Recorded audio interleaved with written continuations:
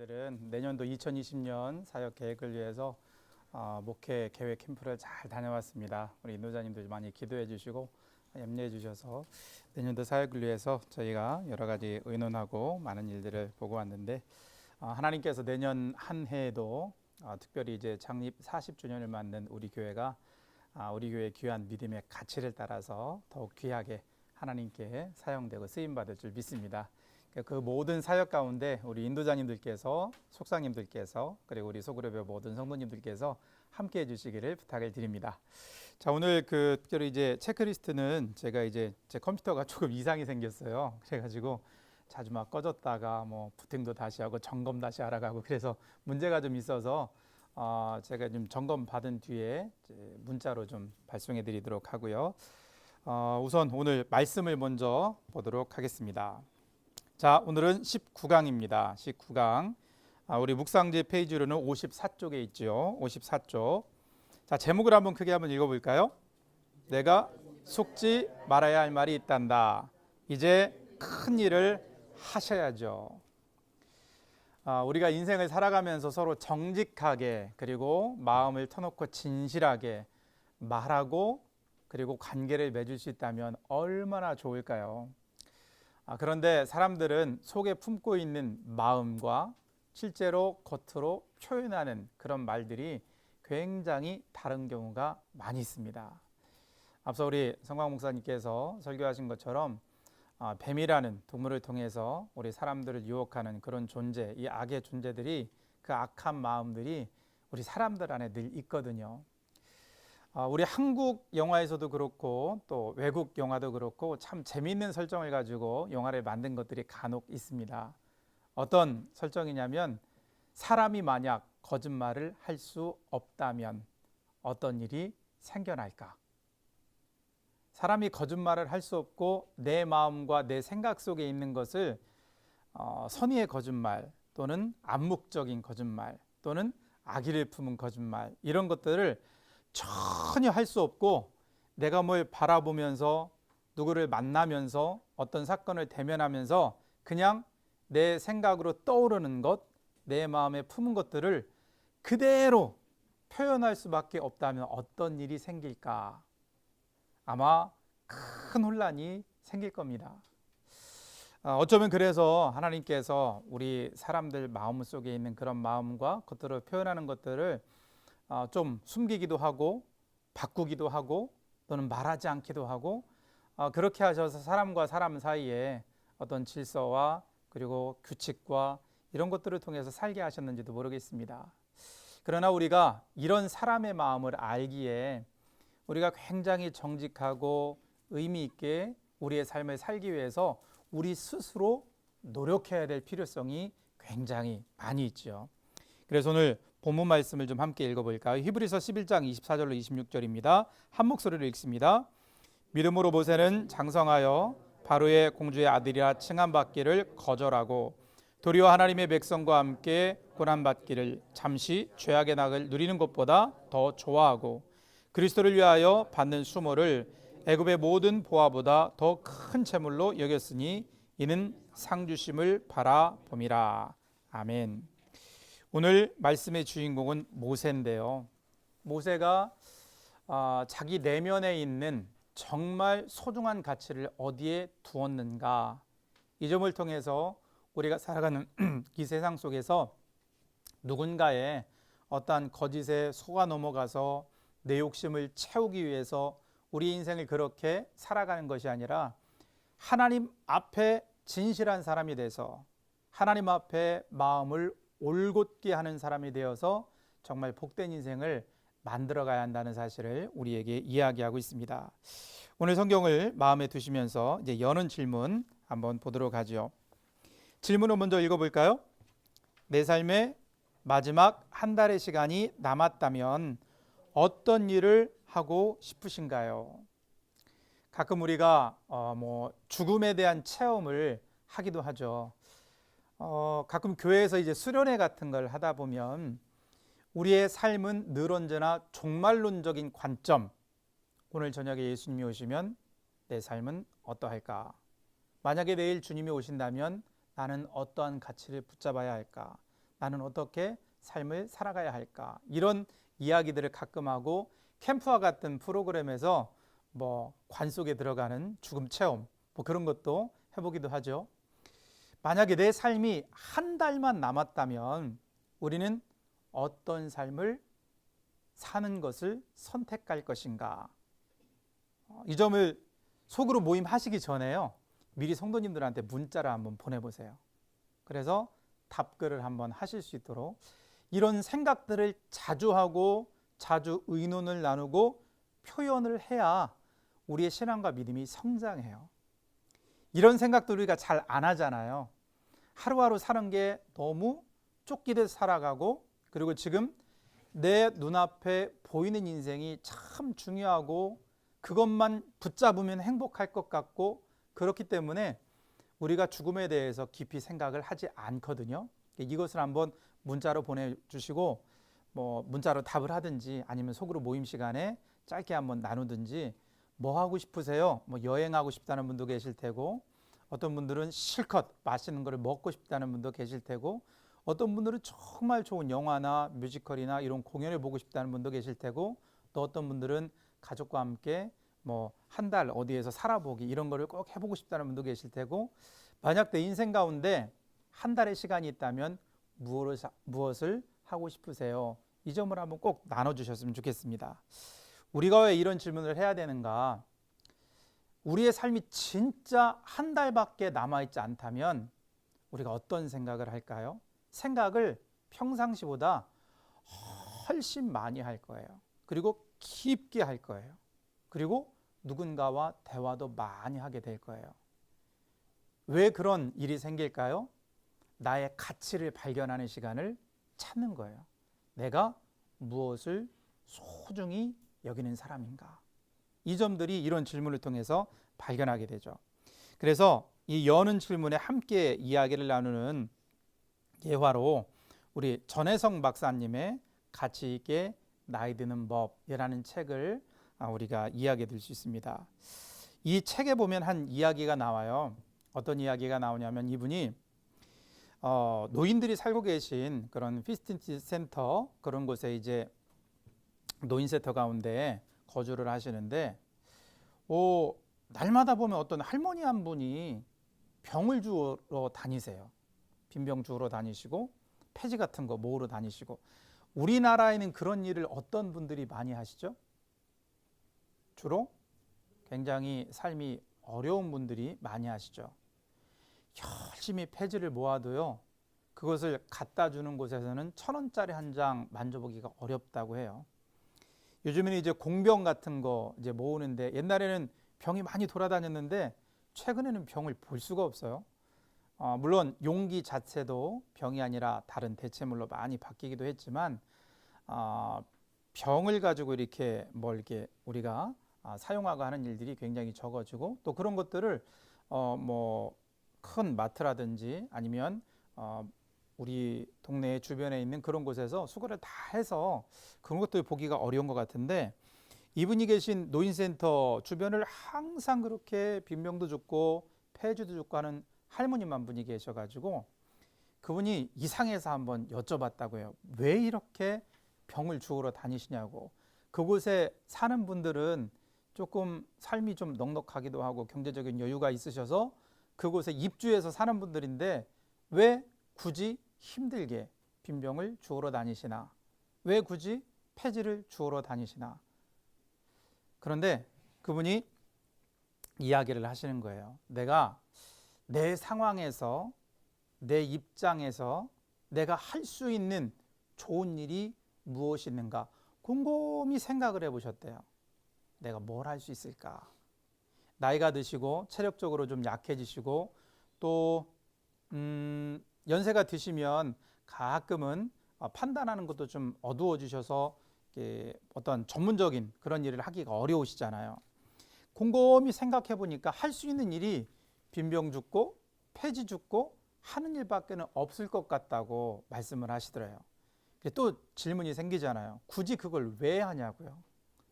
왜 여기에서 이제 거주하는 분들은 이렇게 여유 있게 풍요롭게 그냥 운동하러 다니고 맛있는 식사하러 다니고 친구분들과 함께 여유롭게 삶을 살면 되는데 왜 그렇게 안 하고 굳이 힘들게 이 한낮에 땡볕에 폐지를 줍고 빈병을 줍는가? 그분이 그런 이야기를 하셨대요. 내가 이 폐지와 빈병을 주어가지고 팔면 약간의 용돈을 만질 수가 있어요. 그 용돈을 가지고 무슨 일을 하려고 생각하냐면 이 노인센터에서 일하는 직원들 더운 날 아이스크림이라도 하나 사 먹을 수 있도록 내가 열심히 일을 해서 그분들한테 주고 싶어서 그 일을 하신다는 거예요. 우리 같으면 어떻게 할까요? 그런 일들을 우리 같으면 내 용돈에서 얼마 절약을 해가지고 이렇게 사무실에 가서 아이스크림이라도 사드세요 하고 딱 그렇게 하겠죠. 근데 이분은 자기가 직접 땀을 흘리고 노력을 하고 움직여서 가치 있는 삶을 통해서 가치 있는 일을 하고 싶어서 그렇게 빈병도 줍고 폐지도 줍고 하셨다는 거예요. 다른 방향으로 생각해 보면 그것 자체가 또 운동이 되실 수도 있으니까 뭐 그렇게 생각해 보면은 건강을 위한 일도 될 수 있지만 굳이 그렇게 할 필요는 없는데 그분이 그 일을 하셨다는 거죠. 그래서 이 전혜선 박사님이 궁금하니까 또 물어보셨대요. 아니 옛날에 무슨 일을 하셨길래 이렇게 폐지를 주고서 이런 일을 해보셨어요? 그러니까 그분의 말씀이 더 놀라워요.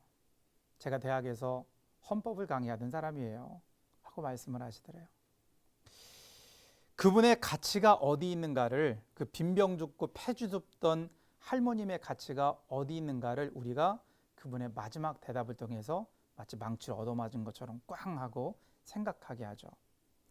자기가 어떤 인생을 살아왔든 간에 내가 소중히 생각하고 내가 아끼고 사랑하는 사람들, 그리고 내 자신의 건강도 함께 더불어 지킬 수 있고, 그냥 노인이라고 해서 남은 시간에 어떠한 여가와 안정적인 삶만 그렇게 살아가는 것이 아니라 뭔가 활동을 통해서 가치 있는 일을 하고 싶었던 그분의 생각과 선택과 실천이 얼마나 귀한가, 그런 것들을 우리에게 생각해 보게 만들죠. 내 인생 가운데 마지막 한 달이 남았다면 나는 어떤 일을 하고 싶을까? 아마 많은 분들이 지금 우리나라가 분위기가 그럴 거예요. 아마 어딘가를 여행하고 싶다, 또는 가족과 함께 어떻게 시간을 보내고 싶다, 그리고 내가 오랫동안 만나지 못했던 사람들을 좀 만나서 삶의 이야기를 좀 나눠보고 싶다, 이런 이야기들을 아마 많이 하실 거예요.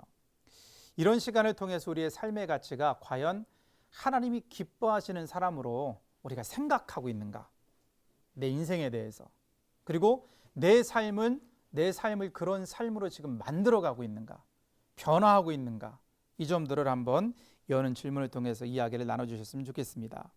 자, 이제 잠언에 등장하는 하나님께서 우리들에게 말씀하시는 삶의 가치, 신앙의 가치를 어떻게 우리가 붙잡아야 하는가, 그 점을 한번 생각해 보았으면 좋겠습니다. 잠언 3장 14절로 15절인데요. 자, 한번 읽어볼까요? 이는 지혜를 얻는 것이 은을 얻는 것보다 낫고 그 이익이 정금보다 나음이니라. 지혜는 진조보다 귀하니 내가 사모하는 모든 것으로도 이에 비교할 수 없도다. 아멘.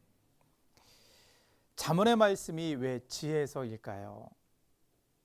세상의 기준은요 아주 확고합니다. 세상에 돈보다 귀한 건 없어요. 오늘날만 그럴까요?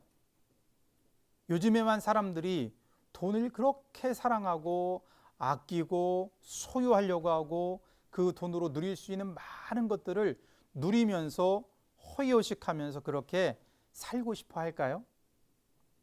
오늘날의 사람들뿐만 아니라 과거의 사람들도 똑같았어요. 오늘날에는 화폐라는 것을 만들어서 그것을 물물 교환의 수단으로 사용해서 그렇지, 옛날에도 잠언의 시대에도 그 이전의 시대에도 사람들은 돈과 같은 재화를 굉장히 사랑했고 그것을 통해서 누릴 수 있는 삶의 유익들을 사랑하는 존재였어요. 그런데 잠언은 그런 것보다 지혜가 더 귀하다, 우리에게 이렇게 말씀하고 있는 거예요. 눈에 보이는 소유할 수 있는 그 어떤 가치보다 우리의 내면 세계, 그리고 하나님을 향하여 마음과 삶을 집중하고 살아가는 인생이 우리 사람들의 인생에 가장 고귀하고 가치 있는 것이라는 것을 우리에게 잠언은 지금 말해주고 있습니다. 자, 질문이 두 가지죠. 첫 번째 질문입니다. 세상은 무엇이 가치 있다고 말하나요? 거기 보면 등장하는 친구들이 있죠. 은이 등장하고 정금이 등장하고 진주가 등장하죠. 이런 것들이 지혜와 대비되는 것들인데 세상은 철저하게 이런 것들이 우리 인생 속에 제일 중요하다고 이야기합니다. 우리 아이들이 열심히 공부를 하죠. 이제 지난주에 우리가 수능생을 위한 기도회를 했는데 우리의 자녀들이 왜 그렇게 열심히 공부를 하기를 원하나요? 좋은 대학에 들어가도록 하기 위해서. 좋은 대학에 들어간 이후에는 어떤 삶의 단계를 우리가 이야기하죠? 좋은 직장을 이야기하죠. 좋은 직장을 이야기한 다음에 우리는 또 어떤 삶의 단계로 또 나아가나요? 좋은 사람 만나서 결혼을 하는 거죠. 자, 그 이후에는요, 예쁜 아이를 낳아서 다복하게 잘 기르는 거예요. 그런 삶이 계속해서 반복되는데 그 모든 삶을 지탱해 주는 게 무엇일까요? 물질적인 풍요로움을 사람들이 이야기해요. 이런 것들을 통해서 우리 사람들이 얼마나 지혜와 대비되는 은과 정금과 진주를 사랑하는 존재인가, 이것들을 우리가 살펴볼 수가 있습니다. 그런데 이런 세상의 가치 속에 잠언이 말하는 건 무엇이죠? 지혜를 얻는 것이 은보다 낫다. 지혜를 얻는 것이 진주를 얻는 것보다 낫다. 이런 이야기를 우리가 해주고 있습니다. 그래서 잠언을 통해서 우리에게 말하는 믿음이란 무엇인가? 이 질문의 해답을 통해서 우리가 말할 수 있는 것은 믿음이란 세상의 가치를 놓는 것입니다 라고 표현할 수 있고, 세상의 가치를 놓고 뭘 붙잡아야 될까요? 믿음이란 하나님의 가치를 붙잡는 것입니다. 그렇게 우리가 생각할 수 있어요. 우리가 세상의 가치도 붙잡고 있고 하나님의 가치도 붙잡고 있고 동시에 이게 될까요? 이것은 물과 기름처럼 동시에 할 수가 없는 거예요. 물론 많은 것들을 재화를 우리가 소유할 수는 있어요. 그러나 하나님을 사랑하고 하나님의 가치를 붙잡는 사람은 그 소유의 노예가 되는 것이 아니라 그 소유의 청지기로 인생을 살아가게 되는 줄 믿습니다. 우리의 마음은요, 그냥 딱 2등분해서 이만큼 50% 주고 이만큼 50% 주고 이게 아니에요. 우리의 마음은 철저하게 돈에 쏠려 있든지 재화에 쏠려 있든지 아니면 하나님을 향하여 쏠려 있든지 그렇게 마음이 바뀌죠. 근데 사람들은 변화가 너무 심해요. 어떨 때는 하나님께 최선을 다하다가도 어떨 때는 이 마음이 식어져서 또 이렇게 하면 내가 잘 못 살 것 같은데 하는 생각으로 또 이 세상의 가치를 따라 살아갈 때도 있죠. 인생이란 그러한 갈등의 연속입니다. 하나님은 그래서 우리들에게 무엇을 선택하는 것이 중요한 것인가를 끊임없이 성경을 통해서 우리에게 말씀하세요. 하루의 삶 가운데 세상의 가치가 아닌 하나님의 가치를 붙잡는 지혜로운 저와 우리 인도자님들 그리고 우리 성도님들이 다 될 수 있기를 간절히 소망합니다. 자, 한 장 넘겨보실까요? 오늘 말씀 히브리서 본문이 나오죠. 모세는 이런 의미에 있어서 이런 갈등 상황 가운데 있어서 우리에게 굉장히 좋은 모델이 되는 사람이에요. 자, 우리가 성경을 읽었으니까 바로 질문에 한번 들어가 볼까요? 모세가 선택한 것은 무엇입니까? 자, 25절 한번 읽어볼까요? 도리어 하나님의 백성과 함께 고난받기를 잠시 죄악의 낙을 누리는 것보다 더 좋아했다. 모세가 하나님의 백성과 고난받는 것을 선택했다는 거죠. 물론 그 선택의 여정 속에는 어떠한 사건도 있기는 하지만 그가 마음속에 하나님의 백성이라는 자기 정체성을 늘 품고 있었다는 거예요. 생각해 보세요. 그냥 돈이 한 100억 정도 있어가지고 빌딩 짓고 임대료 받고 또 다른 어떤 사업들을 확장을 하고 그래서 굉장히 풍요롭고 안락하게 그리고 오너의 자리에 있어서 사람들을 이렇게 다스리고 자기가 생각하고 자기가 마음먹은 것들을 그렇게 누리면서 사는 사람들도 얼마나 그 자리를 내려놓기 싫어하는지요. 그러나 모세는 그 어마어마한 지금 우리들이 부자라고 생각하는 사람들보다도 훨씬 더 엄청난 삶을 누리고 있었던 사람이에요. 그는 바로의 공주의 아들이라는 그런 삶을 누리고 있었던 사람이에요. 우리가 상상도 할 수 없는, 지금 우리들이 전혀 생각할 수 없는 그러한 부와 명예와 힘을 갖고 있었던 사람이에요. 그런데 모세가 그 모든 것들을 버렸다고 얘기해요. 철저하게 세상이 말하는, 세상이 이루고자 원하는 그 모든 것들을 갖고 있던 세상의 가치를 모세는 버리고 하나님의 백성과 고난받기를 선택했다고 이야기합니다. 자, 모세가 거절한 게 뭐죠? 바로의 공주의 아들이라 칭함받는 걸 거절했다. 공주의 아들이다, 이 호칭만을 이야기하는 것이 아니라 공주의 아들이 누릴 수 있는 모든 것, 그 배후의 모든 것을 그가 거절했다라고 표현합니다. 이 거절했다는 표현이 우리에게 굉장히 중요해요. 선택과 거절. 선택과 거절을 누가 하는 거죠? 누가 등 떠밀어서 선택해라, 거절해라 얘기했으면 그것은 강요죠. 어쩌면 위협이고 협박일 수 있어요. 그러나 선택과 거절이라는 표현을 통해서 모세가 자의적으로 자기가 선택하고 거절했다는 것을 우리에게 말해주고 있어요. 하나님께서는 우리 사람들에게 이런 놀라운 선물을 주셨어요. 그런데 선물만 주신 것이 아니라 책임도 함께 짊어질 수 있도록 하셨어요. 우리 그리스도인들은 늘 언제나 하나님의 뜻을 따라 살아가는 인생을 살아가야죠. 그런데 그 앞에는 항상 변함없이 갈등의 요소들이 끊임없이 우리 앞에 등장합니다. 그 갈등의 요소들이 우리 앞에 딱 등장할 때마다 우리들이 어린아이처럼 마치 음식점에 가서 아이들이 짜장면을 먹을까, 짬뽕을 먹을까, 아니면 다른 탕수육을 먹을까, 이런 고민을 늘상 하는 것처럼 우리가 그렇게 신앙생활을 한다면 우리 신앙생활이 항상 기쁘겠어요? 어렵겠어요? 굉장히 힘들겠죠. 그런 우리들에게 하나님은 모세와 같이 세상의 가치를 손 놓고 하나님의 가치를 붙잡을 수 있는 사람이 되라고 우리를 권면하세요.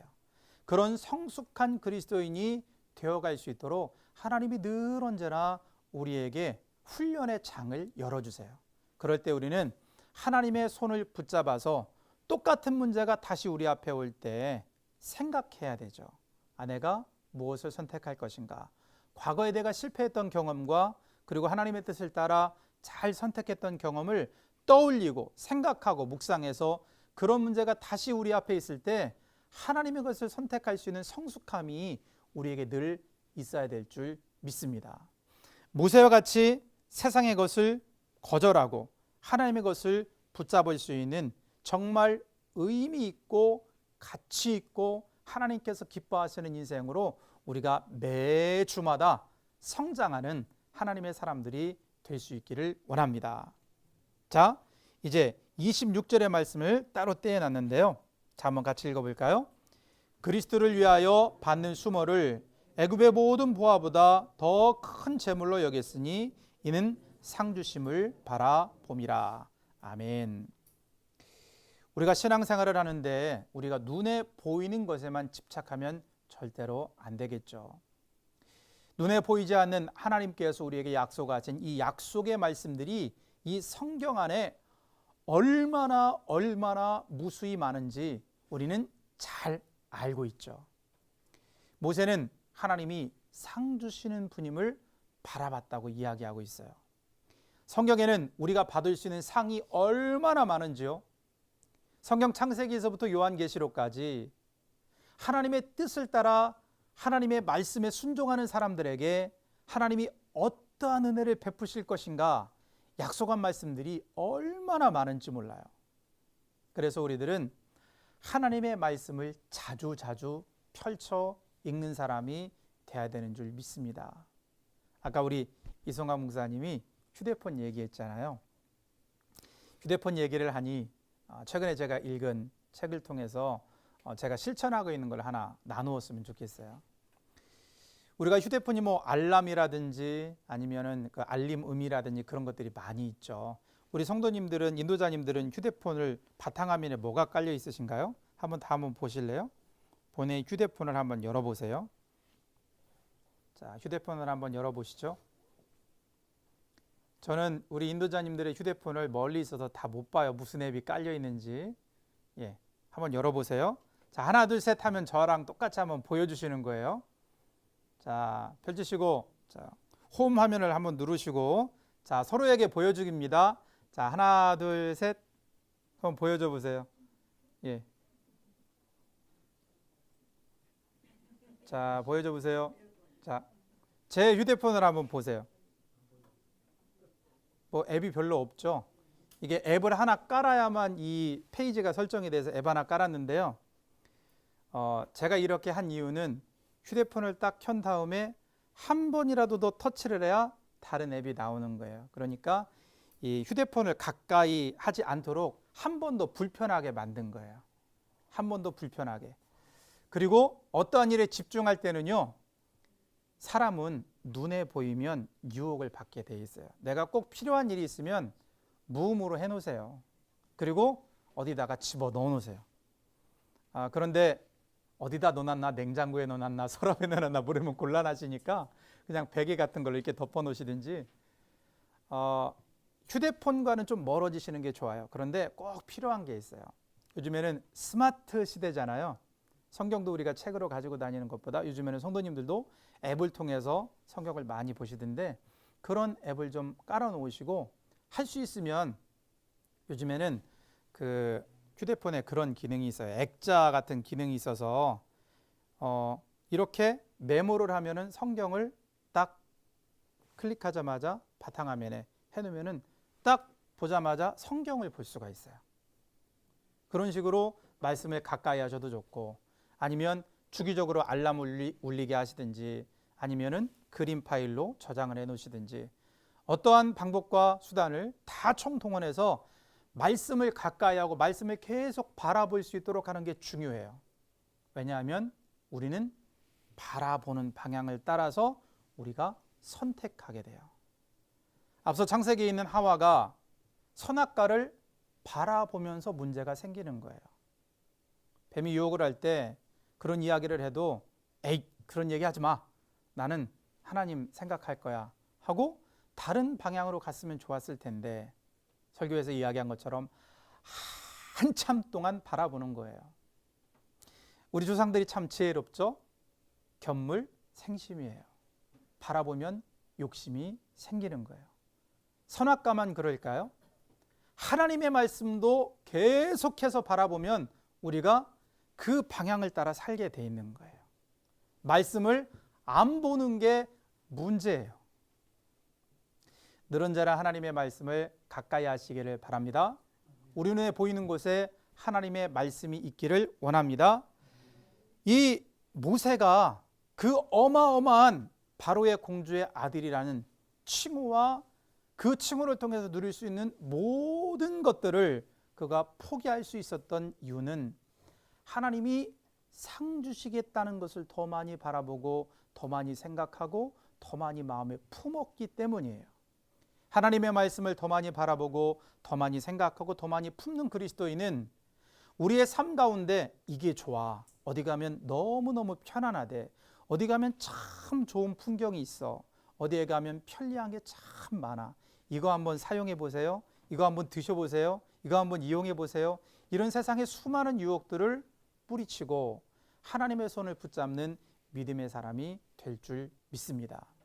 인생을 가치 있게 사는 법, 특별히 그리스도인으로서 인생을 가치 있게 사는 길은 하나님께서 소중하게 여기시는 가치를 붙잡는 인생으로 살아가는 사람인 줄 믿습니다. 요즘에 그런 삶을 살고 싶지만 우리 안에는 끊임없이 어떠한 갈등들이 일어나요. 그냥 밖에서 오는 외부의 공격은요, 참 신기하죠? 밖에서 누가 성광교회 왜 저러는데? 성광교회는 사람들이 왜 그렇지? 왜 성광교회는 저렇게 건물을 지었지? 뭐 이런 이야기 하면은 우리 성도님들은 어떤 마음이 드세요? 아, 저 사람이 하는 말이 맞아. 우리 교회가 잘못됐어. 이런 마음이 드시나요? 저 사람 왜 우리 교회를 가지고 얘기를 하나? 그런 생각이 딱 들죠. 외부로부터의 공격은 그 안에 있는 사람들이 더 하나 되게 만들어요. 그런데 참 간교하게도 악한 영은요, 밖에서 그런 거 막 돌 던지지 않고 우리 내부에서 우리의 마음을 이용해요. 우리의 생각을 통해서, 우리의 마음을 통해서, 우리의 말을 통해서, 우리의 관계를 통해서 우리 교회가 하나 되지 못하게 만들려는 공격들이 더 많죠. 이것은 교회도 마찬가지고 어떠한 정부, 기업 또는 뭐 작은 회사 이런 것들 속에 다 내부의 갈등 때문에 그것들이 다 무산이 되고 하나 됐던 것들이 깨지는 것들을 우리가 많이 보죠. 우리 자신도 마찬가지예요. 늘 언제나 하나님의 말씀을 가까이 하고 바라보고 묵상하는 그리스도인으로 살아가면 죄악된 생각이 들어올 틈이 없어요. 그리고 죄악된 생각이 들어왔다 할지라도 바로 하나님을 향한 마음으로 인하여 사그러들게 되죠. 하나님께서 우리의 마음을 꽉 채우는 하나님의 은혜로 인하여 다시 자신을 돌아보고 하나님의 방향으로 돌아서게 되죠. 그런데 우리 안에 어떤 죄악된 생각들이 세상의 가치를 소중히 여기는 마음들이 싹을 틔울 때 그냥 방치해두면 어느새 잡초처럼 쑥 자라나서 어찌할 수 없는 상황에 이르고 말죠. 그래서 우리 그리스도인들은 늘 언제나 우리 내면에 일어나는 갈등에 민감해야 돼요. 자기 자신의 삶을 돌아보는 그리스도인이 돼야 돼요. 하루를 마무리할 때 내가 오늘 어떤 생각을 했나, 어떤 삶을 살았나, 누구를 만났나, 어떤 일을 결정할 때 내 판단의 기준은 무엇이었나, 자신을 돌아보는 시간이 반드시 필요해요. 이런 시간을 우리가 가질 때 이러한 내적인 갈등을 우리가 잘 이겨내고 오늘 말씀의 중심처럼 누군가 우리를 세상의 가치로 유혹할 때 남자들은 5, 60대가 되면 40대가 넘어가면 큰일 하셔야죠. 누가 옆에서 솔깃 소근소근 되면 아, 내가 좀 있는 사람인가? 내가 좀 힘이 있는 사람인가? 내가 좀 능력 있는 사람인가? 이런 마음 때문에 자칫하면 그런 유혹에 미끄러져 넘어질 수 있다고 그래요. 그런 내면의 갈등을 우리가 이겨내고 세상의 가치가 아니라 하나님의 가치를 굳게 붙잡을 수 있는 믿음의 사람들이 다 될 줄 믿습니다. 특별히 우리 인도자님들, 우리 장년 세대는 이런 유혹들이 많이 있어요. 그리고 실제적으로 그런 유혹들로 인해서 어려움을 당하는 분들도 계시고요. 그리스도인으로서 세상의 가치보다 하나님의 가치를 붙잡는 믿음의 사람들이 되시기를 바랍니다. 어떻게 우리가 그렇게 할 수 있을까? 하나님의 말씀을 늘 생각하고 바라보는 사람이 될 때 세상의 가치가 우리의 마음에 들어오지 못하도록 하나님이 막아주시는 줄 믿습니다. 그런 매일의 삶을 통해서 우리 자신이 우리 소그룹에 있는 모든 성도님들이 어린아이처럼 짜장을 먹을까 짬뽕을 먹을까 늘 그 문제로 고민하는 것이 아니라 날마다 믿음이 성장해가고 우리 교회가 추구하는 신앙의 가치 온전한 그리스도인으로 날마다 자라가는 우리 모두가 될 수 있기를 주님의 이름으로 축원드립니다. 기도하겠습니다. 하나님이 신앙이란 우리의 마음을 지켜내는 것입니다. 신앙이란 세상의 가치를 붙잡으려 하지 않고 그 붙잡았던 가치를 내려놓고 하나님의 가치를 붙잡는 것입니다. 하나님, 저희들이 하나님의 가치를 붙잡을 수 있는 신실한 믿음의 사람들 되게 하여 주옵소서. 아버지 하나님, 또한 이러한 믿음의 가치를 붙잡기 위해서는 하나님의 놀라운 그 말씀이 늘 언제나 우리 안에 내재되어 있어야 합니다. 우리가 사용하는 어떠한 문명의 이기들 또는 우리가 늘 자주 바라보는 그런 곳에 하나님의 말씀이 있기를 원합니다. 주께서 우리와 함께 하셔서 주님을 더욱더 가까이 하게 하시고 세상의 유혹에 귀 기울이는 사람이 아니라 하나님의 말씀에 귀를 기울이고 마음을 기울이고 삶을 기울이는 그리스도인이 되어서 저희들이 정말 소중한 가치, 하나님께서 기뻐하시는 가치 있는 인생을 살아갈 수 있도록 인도하여 주옵소서. 하나님, 금주 저희들이 소그룹 모임을 통하여서 이 귀한 말씀을 함께 나누기를 원합니다. 내가 생각하고 있는 나의 가장 삶의 우선순위는 무엇인가?